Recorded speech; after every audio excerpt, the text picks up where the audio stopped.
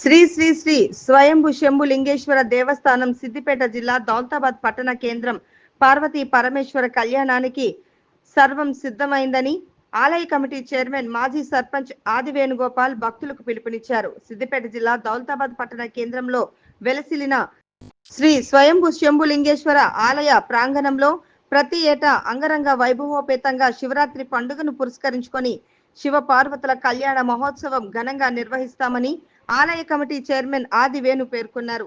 మొదటగా రేపు గణపతి పూజతో మొదలుకొని గ్రామంతో పాటు ఇతర గ్రామాల ప్రజలు వారి కాడెడ్లతో బండ్ల ఊరేగింపులు మరియు అగ్ని గుండాలతో శివ పార్వతుల కళ్యాణం ముగుస్తుందన్నారు.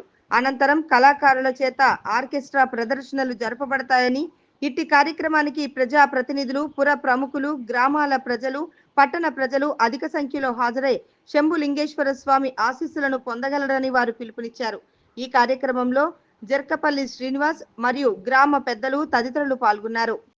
మహాశివరాత్రి సందర్భంగా దౌలతాబాద్ మండల్ కూడా దౌలతాబాద్ డిస్ట్రిక్ట్ సిద్దిపేటలో ప్రతి సంవత్సరం మహాశివరాత్రి ఉత్సవాలు వైభవంగా జరుగుతాయి.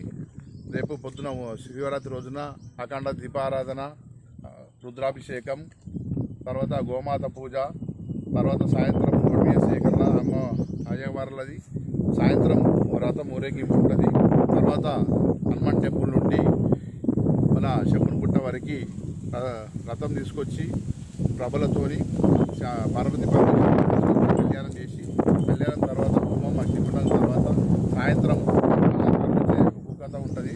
ముందర వెళ్ళే టీం వెళ్ళన్నా వెళ్ళాలి. నెక్స్ట్ డే 27 తారీఖు నాడు సాయంత్రం ఎడ్లబండ్ల ఊరేగింపు, ఆర్కెస్ట్రా వాళ్ళు, కమ్మరి తిరుపతి, ఆకునూరు దేవన్న, వీళ్ళు శ్రీకాంత్, అంజలి వాళ్ళందరూ వస్తారు.